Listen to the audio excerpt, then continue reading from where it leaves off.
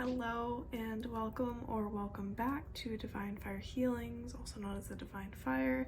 My name is Haley and today I have a very special treat for you all.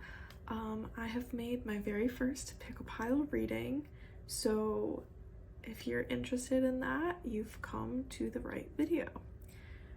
Before getting into the video itself, I wanted to take a moment to talk about tarot and oracle readings themselves, especially if you're someone who hasn't ever gotten a reading or listened to one on YouTube.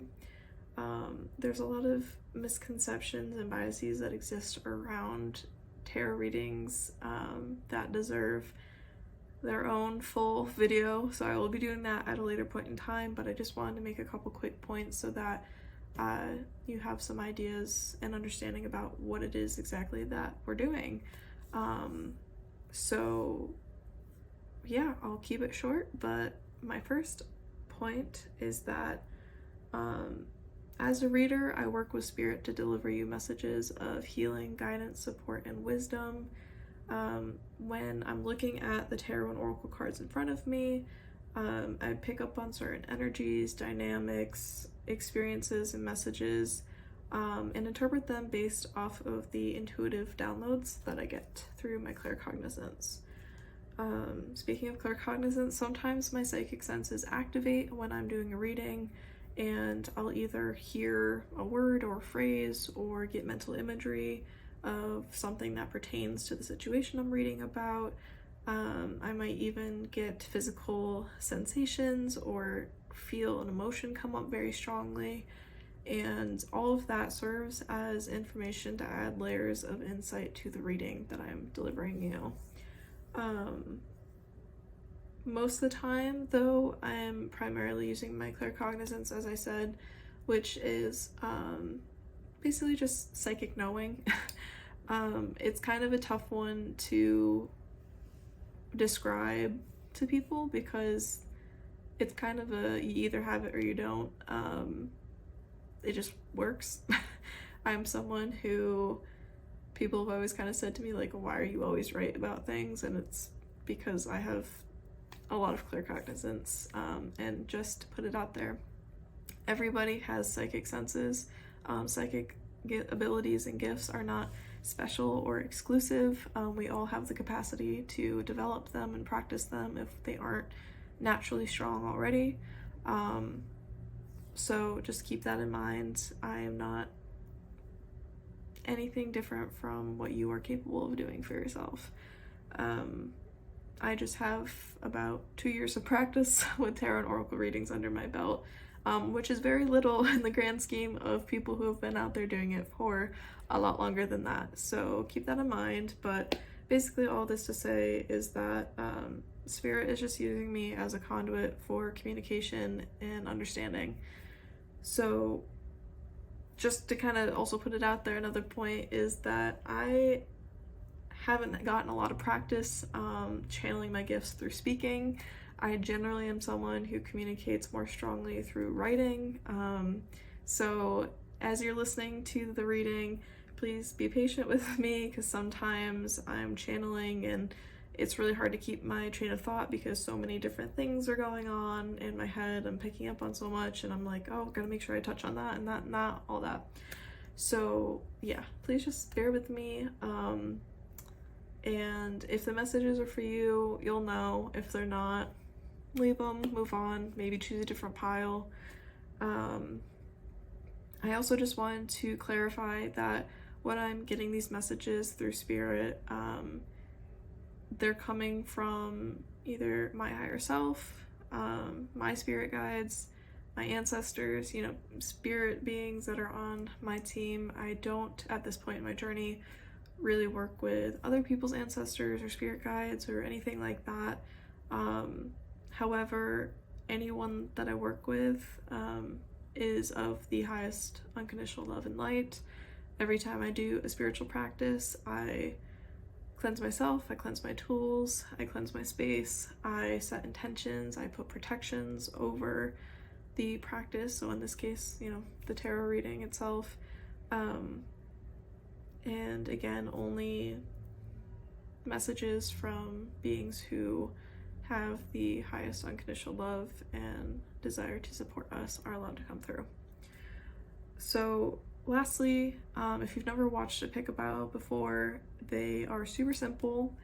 I'm going to show you after the intro a little screen with the two piles, and you can choose between them intuitively. You might be drawn to one or the other based on the crystal, or maybe you close your eyes and you hear the number 1 or 2 in your mind, or maybe you close your eyes to check in with your intuition, and when you open them, your eyes are drawn towards a specific pile. That's your pile.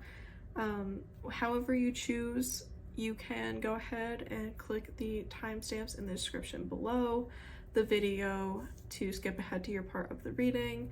But if you want to stick around for the introduction, you'll hear what exactly is going to be within the reading, what questions we're addressing, and what the topic is.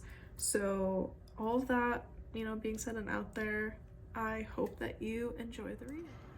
Hello everybody, welcome to today's video. This is the first ever pick a pile reading that I am filming, so I'm so happy for you to be here. Today we have quite a few decks in front of us, as you can see, and we also have 2 piles to pick from. So here, pile number 1, we have Aqua or Quartz. If you vibe with this crystal, or if you're feeling intuitively drawn towards this stack of cards, and that's going to be your pile for this reading. In pile number 2, we have a rose quartz heart, and if you're feeling intuitively drawn to that or this stack of cards, that will be your reading today. So I'm going to show you just a quick outline of what to expect in today's reading. The topic of today's reading is what can you expect in January? The questions that we will be looking at in these cards are: what areas of your life will you be balancing? What is your overall energy for the month of January? What can you do to take care of yourself throughout the month? And lastly, any other messages that would like to come through. I gotta say that as I was pulling the cards for each pile, some of the messages were pretty juicy, so go on and pick your pile and go ahead and click this timestamp of whichever pile you choose, and I will see you there. Okay, so hello pile 1, welcome to your reading. These are the cards that I have drawn for you today, so I'm going to flip them over and then start addressing the questions that you saw in the intro. So here we go. This is from the Divine Masters deck. We have Paul the Venetian with Gifted One, revealing hidden talents, opportunities to shine. This card is from the Angels and Auras Oracle. It is Abundance with the keywords faith, optimism, excitement, and breakthrough. We have Conjunction and Alliance, as well as Pluto Rebirth from the Starcodes Astro Oracle. Then we have Surrender and Reclaim. Oh, we can't quite see those. I'll move those up a little bit.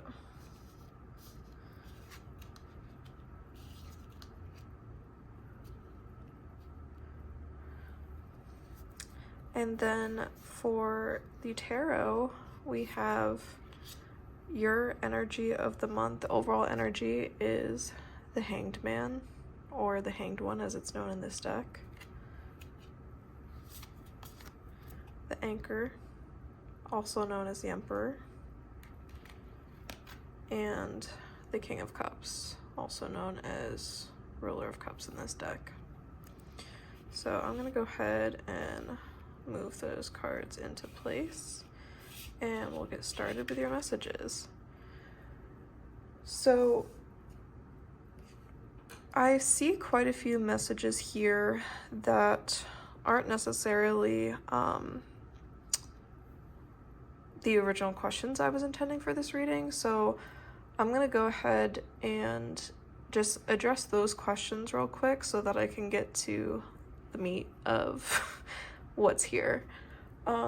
So for the first question, what areas of your life will you be balancing? I definitely see you balancing your creativity with your own maybe mental health journey or your spiritual journey. I definitely see this as a month of not necessarily seclusion, but definitely a focus on your inner self, and your well-being. I see you, especially with this Pluto card over here. Pluto is the planet of rebirth. That's the keyword on this card. Actually, let me take it out and show you. So really this month of January, you're going to be going through a process of shedding what's no longer serving you and reclaiming the parts of yourself that do. So again, the areas of your life that you're going to be balancing, I mean, we're always, you know, as human beings, we always have life happening for us. That's a given. But, you know, some months it's more important to focus on certain areas of your life and really work on honing them, creating routines for yourself in whatever area of that life, meeting your needs and such. So yeah. Anyway, sorry if I blank out. This is my first time doing a reading like this, so kind of getting used to the energies and the messages coming through. Anyhow, I think that answers our first question. So our second question is, what is your overall energy for the month of January? And that is what I pulled the tarot for. So here, let me show you those. So the first card that came out was the Hanged One. And the Hanged One is about when the universe is keeping you stuck intentionally, when there's not a lot of flow, when there's not a lot of forward movement. It's kind of got this voidy energy almost, like you're in the middle of a transition. You're not really in the old thing anymore. You're not really in the new thing. You're just kind of in the muck, so to speak. And this is because we have the Emperor, also known as the Anchor, coming out here, and the Ruler of Cups, King of Cups. These two cards are telling me that the universe is arranging abundance for you. And because of this, that's why you're being asked to focus on your creativity, your talents, your gifts, what you have to share with the world. Maybe coming up with ideas for projects, or even just if it's like doing something artsy and creative for yourself, whether that's knitting or baking or drawing, singing, just listening to more music than usual, whatever it is, you're definitely meant to get your creativity flowing, to get a bit more in touch with your internal world. Going back to what I said earlier about the rebirth process, like, it doesn't happen overnight. A snake doesn't shed its skin instantly. An egg doesn't hatch into a chick in one day, you know, like these things, these processes take time, and you're sitting right in the middle of that time, and it can be tempting to be impatient and to not really be comfortable with sitting still for the time being. But just know that this period of time for you is a blessing, and that before you know it, you'll be out of this chapter and you'll be experiencing forward movement. But you just gotta accept where you're at first before you can get there. So going into question 3, what can you do to take care of yourself throughout the month? Kind of like what I already started sharing before with the creativity, you can definitely explore ways of expressing yourself. If you're someone, honestly a little bit like me, who has always kind of kept quiet, not really shared your voice and what you had to say unless it was the right moment or the right group of people, I think this month is calling you into unabashment in a way, like not even being afraid or holding yourself back in any way, in terms of just being who you are. And Paul the Venetian comes through with our Divine Masters Oracle here to remind you that you have hidden talents, and these talents will enable you to shine if you share them with others. But first, in order to share them with others, you need to get comfortable with exploring them and sharing them with yourself. So going through this period of stagnation and going through this process of figuring out your creativity and how that manifests for you, what you do with it, those things will bring you abundance. And abundance, if you're not really familiar with this term, like if you haven't really delved into the word abundance in your spiritual journey, abundance is so much more than wealth. It is essentially, abundance is knowing that the universe is providing for you, going back to the Emperor energy here in the tarot, that the universe is taking care of you. They're going to align you with the resources that you need, especially if you're walking down your divine path, if you're using your talents and your gifts that you were born with. Like, you were born with those for a reason, and you'll be rewarded with abundance for, allowing those to flourish, allowing those to be expressed and shared with others. You'll have an abundance of faith, of excitement for your journey and where it's bringing you, even if you might also be struggling with the tension between the being stuck and things not really moving fully in a specific direction yet. Yeah. So I think those... So yeah, going back to the third question, what can you do to take care of yourself throughout the month? Another important thing that I haven't really addressed over here is the surrender card with conjunction and alliance. And I'm going to go with the surrender card first. Again, this just goes back to the theme of acceptance. The Hanged Man,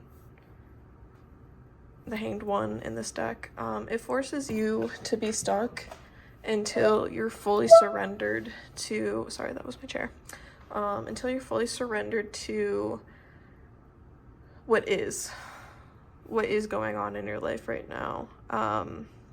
Or rather, what's not going on in your life right now. Surrender and the Hanged One are definitely calls for you to come deeper into acceptance with yourself, with the people around you, with your life, with your creative relationship to the universe, whatever it is that is pertinent to you. And you might know better than I do at this current moment, because I'm reading for a collective group. So, just a reminder, not all of these messages will completely resonate. Just take what does and leave the rest for someone else. But going back to this card here, geese are not solitary creatures, as we know, especially if you live upstate New York. These creatures... Something that people don't know about geese, I would say, and I learned about this in one of my counseling classes, is that if a particular geese is injured or is sick and can't keep up with the flock, other geese will fly down and land with it and nurse it back to health and stay with it. That way they, as a group, can catch back up with the flock when the injured or sick bird can recover. And I think that that message, I haven't thought about that in a minute, so I think Spirit's kind of bringing forth that message to reassure you that it's okay to slow down and to tend to your own needs, that there are going to be people around you that are supportive of that, and if these people aren't in your life yet, they will be. You are going to be attracting the right kind of people who will give you the support that you need. And again, the surrender card is just asking you to not just believe that, but know that. Surrender to the fact that the universe is willing to do that for you, to bring those people in so that you can get the rest and recuperation that you need.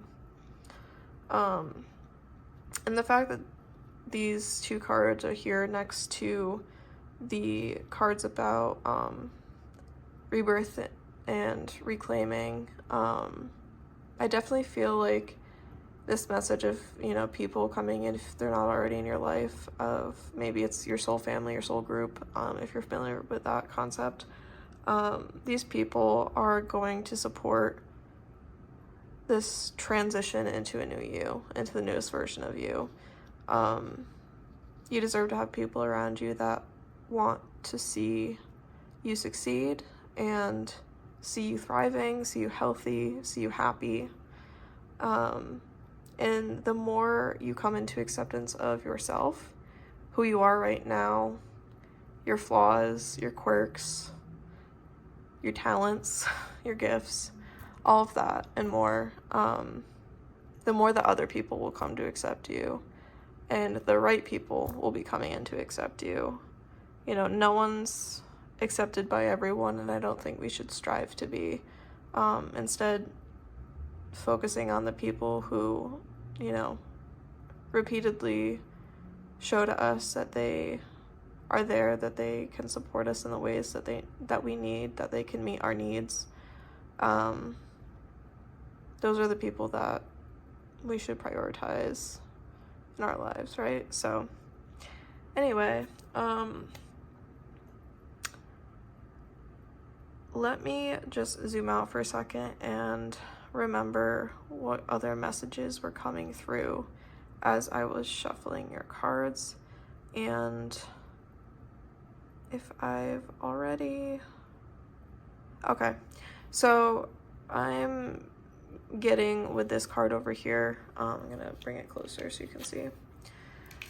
So this card is actually reminding me of how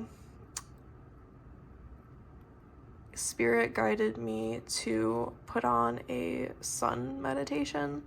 I like to just look up different meditations or like aesthetics, like binaural beats or like fairy ponds or mermaid lagoons or outer space, like whatever energy I'm resonating with. I'll usually just throw up like an ambient music type video on YouTube, and I think listening to one of those relating to the solar plexus chakra, it's around this like flowers around Paul's heart, but the color yellow actually indicates the solar plexus, and the sacred geometry of this rose here in the middle definitely is reminding me of solar plexus. So I mean, it could be both heart and solar plexus energy,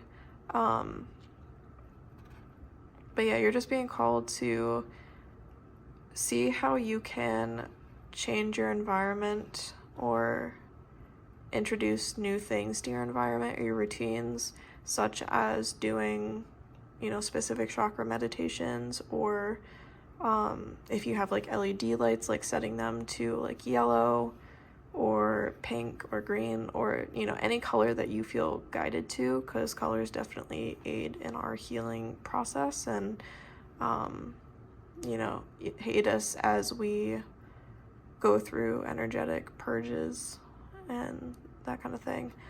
So that message was definitely coming through with this card. I did feel guided, I'm now recalling, to look at the guidebook for this card specifically, so hold on a moment while I flip to it. And here we go.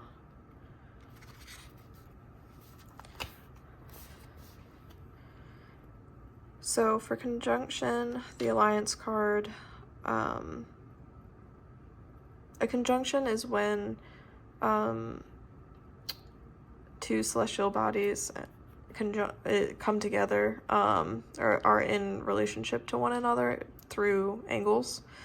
So this could be like a planet and an asteroid, or, you know, some other thing. But anyway, here is the guidebook description for this card. Anytime two celestial bodies conjunct, meaning they dance close together, they first work together and blend meaning and purpose, then begin a new cycle of their relationship. The sun and moon conjunct at the new moon, but because the sun is overpoweringly huge, it has special rules. Planets are so tiny compared to the sun that when they are close, within 8 degrees of the sun, they seem to disappear or combust and lose individual power. When planets exactly conjunct with the sun, their strength merges and grows within the heart of the sun. The conjunction tells us we are stronger when we work together, as long as we don't disappear into another's flame. So that message right there, that last line, yes, Spirit will be calling in new people into your life if, you know, those people from your soul family aren't already in your life.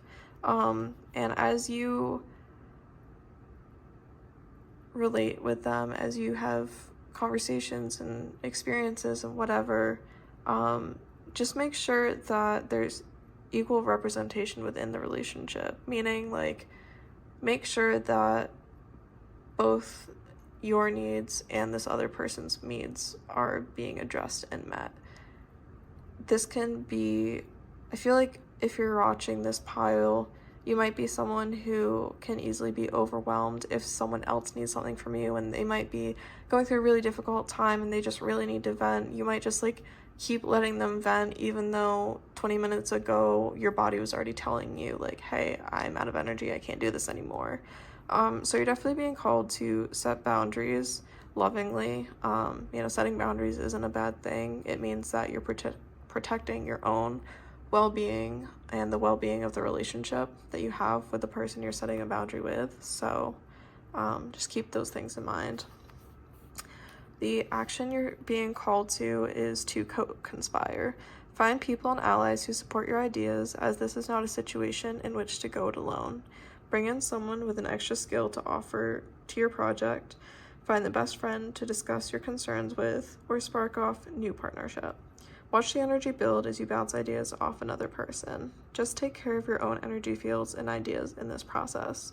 If you have merged your energies with a partner, teacher, or coworker, or are considering merging, notice what strengthens you and where you may need to step back and individuate. Find your own paradigm and technique. It can be lovely to love someone with a sun-like personality, warm, expansive, though at times exhausting, but don't combust. If it's time to align your life with another's, think of the line from the poet Rilke. Love consists of this, that two solitudes protect and border and greet each other. Let this be a yoking of two or more equals, a partnership that works best when each brings gifts and challenges to the table. The challenge with this card is be wary of relationships that ask you to shrink yourself to fit them and value the conjunction over individual growth. And the gift is a conjunction can become greater than the sum of its parts. So yeah, this is all just confirming a lot of the messages that I've already kind of delivered. And sorry if they're not coming through super articulate. Usually I have a pretty good idea of what I want to say, but this is my first time reading and recording myself without, stopping and taking any breaks, and getting downloads from my higher self and my intuition. Working with spirit to deliver these messages to you can sometimes get a little choppy, so bear with me. I'm going to pull one more card from the tarot, and then we will be wrapping up your reading. So Spirit, any last messages? Any clarifications on said things said earlier? The Six of Coins, this is perfect. All right, so Spirit is definitely just driving the point of equal give and take in relationships home. The Six of Coins is all about reciprocal exchange, balanced give and take in relationships, balanced routines for yourself, like making sure that you're taking care of yourself while also, attending to the things that you have to. So yeah, I think that's pretty much it for your reading today, Pile 1. Thank you so much for watching, and please let me know if any of this resonated with you. Feel free to leave a comment, and subscribe to my channel if you haven't already. Thank you so much, Pile 1. I'll see you in the next reading. Bye! Hello and welcome to your pile number 2.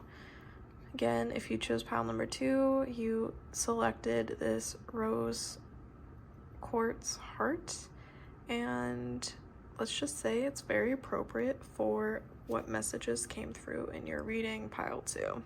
So I'm gonna show you the cards that I pulled for you, and then we're going to address the questions that I posed in the first part. So yeah, and then we'll see if any other messages come through and if we need to get any clarifying cards. So anyway, you kind of got extra cards for most decks, so that was interesting, and we'll see if that kind of means anything extra special as we flip them over. So we have Serapis Bay with Paradigm Shift, Activation, to grow, make the necessary change. We have Metatron and Syndaphlon with Sacred Connection, with keywords being synchronicity, divine connection, and understanding lessons.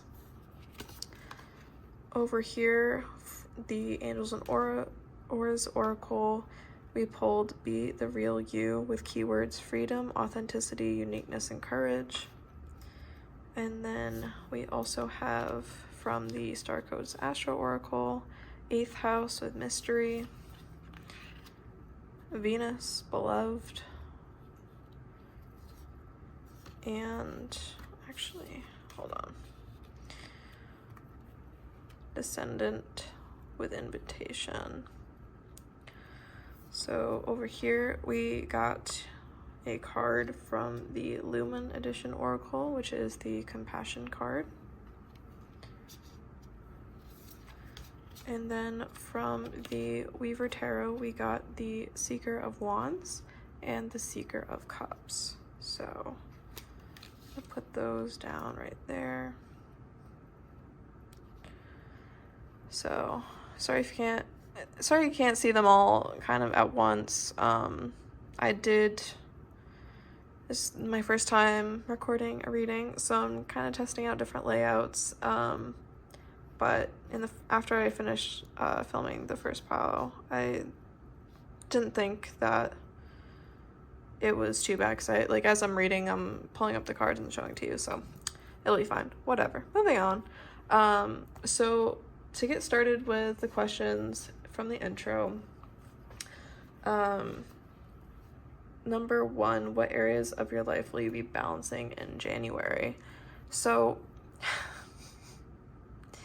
there's a lot about relationships here, and I feel like for a lot of people watching this, it's going to be a romantic relationship that's of significance. However, if you're not in a relationship, you might be in a relationship by the time January comes. Things like that can sometimes surprise you and happen out of nowhere. Or it could be, a sibling relationship, a family relationship of some kind, a friendship. It can really be anything. It doesn't have to be just romantic. So, take it as it resonates, leave what doesn't for somebody else. But anyway, you're definitely going to be balancing, I feel like, your own needs with the needs of someone else. You're definitely going to be balancing the energies of, what do I want and need for myself, and what do I need and want for this connection? How can I meet my own needs without neglecting this other person's needs? How can I offer compassion to the situation? Yeah, so the areas of your life that you're going to be balancing are definitely going to be self and another. Life is constantly happening, so of course we have jobs and family stuff and, health issues maybe, or stuff going on with your pets or your kids or business stuff, whatever it is, whatever you have going on in your life, that stuff is still going to be happening in the background, but this reading is mainly highlighting the relationships, or a specific relationship that is going to be on your mind a lot, that's going to be coming up strong in the month of January. So your overall energy for the month of January, I pulled the Weaver's Tarot on this, so again, you have two seekers here. The seekers are known as the Knights. Actually, no, I'm just kidding. They are the Pages in the traditional tarot. So there's a lot of initiate energy here. There's a lot of I don't want to say immaturity, but maybe naivete, or just a general lack of understanding and mastery when it comes to these two things. In pile 1, there was a big theme of like rebirth and reclaiming different parts of yourselves, and I feel like this energy that's the main energy for you this month is kind of like the step before that, where you're kind of needing to go through certain relational experiences to highlight certain patterns within you, and that could be just how you show up in relationships and how you prioritize and or neglect, on the other side of that, your own self and needs in relationships. And it feels like you've got this duality going on of like prioritizing yourself and then also trying to think about like, well, I don't want to be selfish, so how can I also offer compassion to the needs of the other person in this relationship, to this other side of things. So yeah, there's just going to be a lot of, it's going to be a growing curve, that's for sure. Wow, I didn't realize how difficult it is to talk when you're trying to channel, so that's fun, new, exciting. Woo. Speaking of fun, new, and exciting, as much as this message kind of is giving me like, I feel like using noises is like the best way to describe the energy right now, and like this energy right here is like a like tentative, like unsure, unsettled, not confident, that's for sure. And I feel like there's also a different side to that energy that's kind of like exciting and energized, and this is actually like a really cool opportunity that you're going to be growing a lot from, and you might be in the middle of it in January, throughout January, but like you will reap a reward for, going through this. Like, I mean, either way it's going to happen. Like, we're constantly all going through cycles of growth, expansion, constriction, integration, rebirth, all that stuff. And similar to pile 1, you're definitely being called to just embrace and accept where you're at for the time being, in the month of January.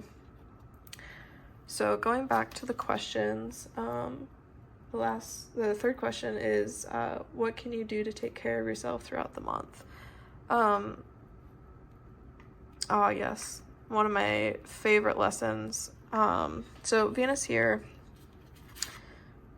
and also the Descendant card. Something I learned from working with Lady Venus, also known as Aphrodite, something I've learned from working with her is the importance of self-care. And I hate saying that because as a counselor, like, all you hear about is like, do self-care to avoid burnout, but it's not that straightforward sometimes. And I feel like Aphrodite taught me like a practical application of that, and that is to embrace my sensuality and embrace the sensation of pleasure, meaning that when I'm taking a shower, am I just rushing through and thinking about, oh, I gotta wash my hair, I gotta wash my body, like blah, blah, blah, oh, I gotta go to bed by a certain time, or am I being present and really allowing myself to absorb the sensation of the water on my skin? And, you know, am I allowing myself to enjoy the warmth of the water? Am I using essential oils while I'm in the shower that, you know, open up my sense of smell and help me feel relaxed before bed? It can also show up in ways such as, like, you know, I don't know, you know, it could be that you do have someone that can do this for you, but like if you are single or live by yourself or whatever, and you don't have someone around who can give you a back rub or like massage your head or give you a back scratch or like just give you that, you know, everyday normal human touch and interaction that we're wired to need, there's no one saying or no one stopping you from giving it to yourself, whether that means investing in a wireless back massager, or a, like, if you're just wrapping yourself up in a really nice fuzzy blanket, like whatever you do to kind of take care of your own body, to like not be afraid to you know, just tend to yourself, tend to your senses. And if you do have someone who, like, if you do have a partner or whatever, someone who's willing to do this for you, like asking and maybe even exchanging, asking for back rubs or like massages or whatever, like, I know I get really bad back knots in between my shoulder blades, and sometimes it gets so painful that, I need help. So if you're someone like that, like, don't be afraid to ask for help and get the relief you need. But if you are, like I said, like on your own, you don't have someone that can do that for you, like, don't be afraid to like rub your hands together and like rub your hands across your arms and your legs and just kind of like feel your body, like feel the edges of it, where it ends, where it begins. You know, I feel like I'm not expressing this concept super well. It's more of a thing that you do, and I can't really show you beyond my fingers right here in front of you. So you're just gonna have to kind of feel into what I mean. Yeah, just don't be afraid of yourself. You know, you're allowed, and actually, and okay, and here's another message coming through. Self-love is so important, and being able to do the same things for yourself that you would want other people to do for you is really important. Yes, it can be really nice, and we can long for someone else to be there to meet our needs, but if the reality is that no one is, like, meet your own needs. Take care of yourself, show yourself love. And I think that's why this compassion card came out. Yes, you're being called to have compassion for yourself and take care of yourself in any way you can. But you're also being called to have compassion for others. Something that I've kind of been working through in my own mind is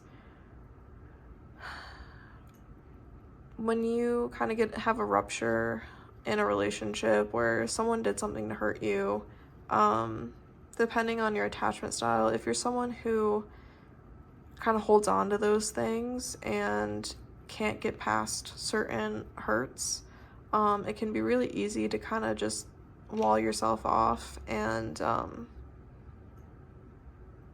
just shut out any attempts of repair and connection that this other person is bringing to you as a, you know, means of protection, of self-preservation.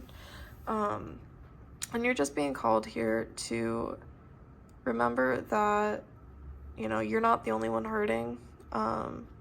It's important to have compassion and make decisions for ourselves to protect ourselves and our well-being, but it's also important to balance that with having compassion for others.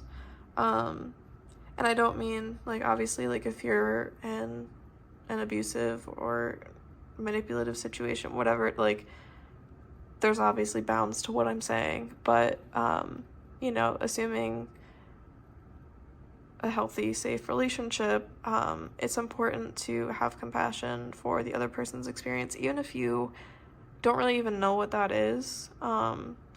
If you're suffering, chances are the person that you're suffering over or who has caused you suffering is also suffering, and it can help mend the path to forgiveness if we hold compassion for that person and care about, you know, what hurt they might be experiencing too.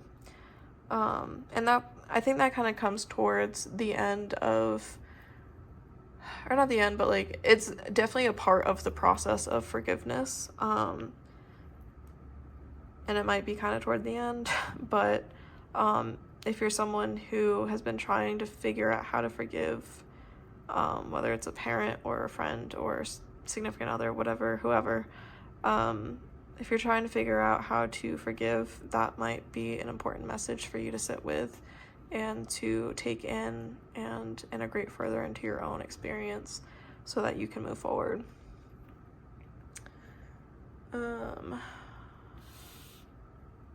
Yeah,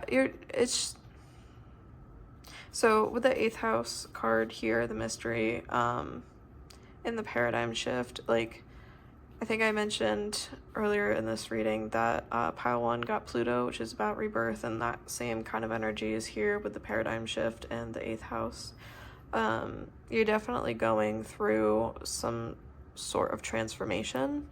When it comes to relationships, you're understanding your lessons, you're growing,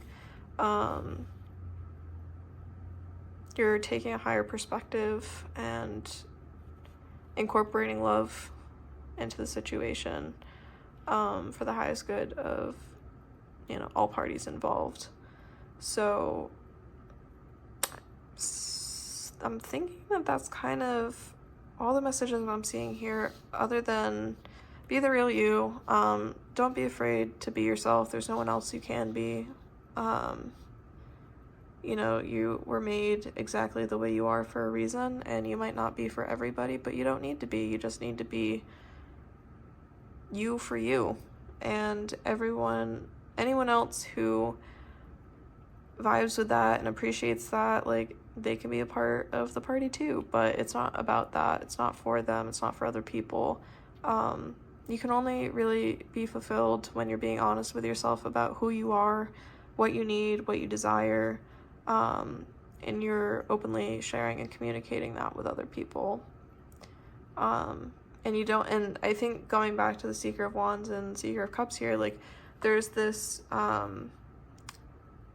almost lesson that you're learning where if you don't have a lot of practice being authentic, and if you're trying to be more honest with yourself and the people around you about what it is that you need, you might have a tendency to kind of put too much weight and importance on your own needs and kind of neglect the needs of others.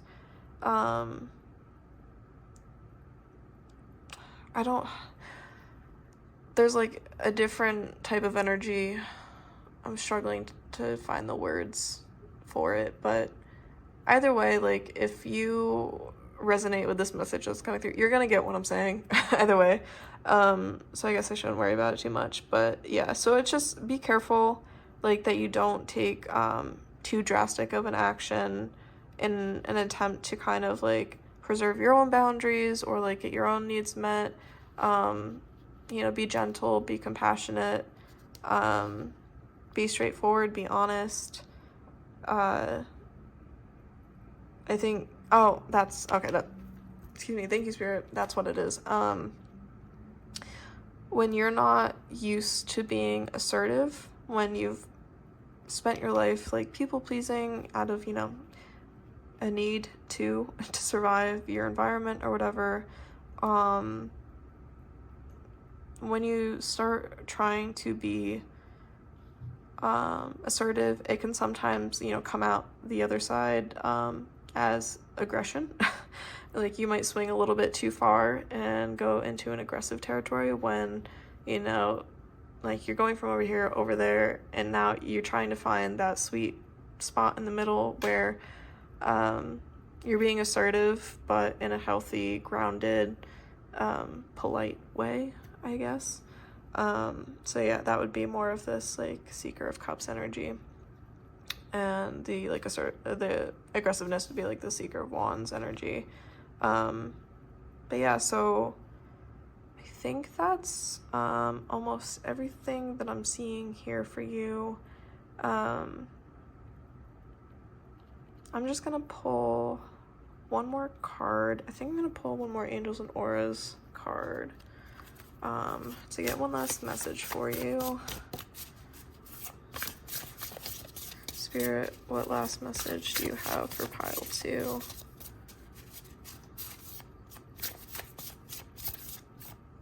Alright. Energy healing. Okay, I love this. I just pulled this card for myself the other day.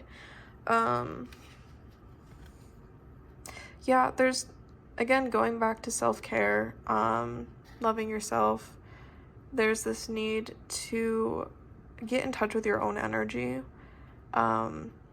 We all have the capacity to heal ourselves by sitting with our emotions, our sensations, our experiences, and just holding them. As you can see, like this person is holding these energies in their hands. You know, these energies, when you sit with them and pay attention to them, they'll flow in the ways that they need to. You don't have to do anything specific or crazy with it. I mean, you can if you want to, whatever, however you feel called to engage with these energies, feel free. Something that might be helpful for you is kind of like in the realm of somatic healing, of like doing something like yoga or Tai Chi, something that's like Qigong also is coming through. Something slow, intentional, something where you're using your whole body to move energy. I feel like you're naturally a gifted energy worker, and this message, this card could just be a confirmation of that. So yeah, I think that's the last I have for you, pile 2. So thank you so much for watching today's reading, and I hope you liked it. Leave, you know, whatever resonated with you down in the comments. Like, please let me know. I'd love to hear. Feel free to leave feedback, or, you know, feel free to leave topic suggestions, readings that you would like to see. Yeah, just leave that down below in the comments. Give this video a like, subscribe please. Definitely every little bit of support from you at this stage definitely helps go a long way. So thank you so much for watching, and I'll see you in the next one. Bye. Hello and welcome to secret pile number 3. Haha. No, I pulled cards for myself while I was pulling cards for each of the piles. And I thought it would be kind of cool to just show you guys what cards I pulled from these decks, just so you know, if you're interested in watching this part, so you can see what other cards look like from each of these decks, and just, you know, get an idea of what other messages can come through in tarot and oracle readings, and who knows, maybe there's something in here for me that'll also resonate for you. So with that being said, I'm not planning on making this very long, but the first card I pulled was Sopdet. I have not heard of this person, but this is from the Divine Masters Oracle.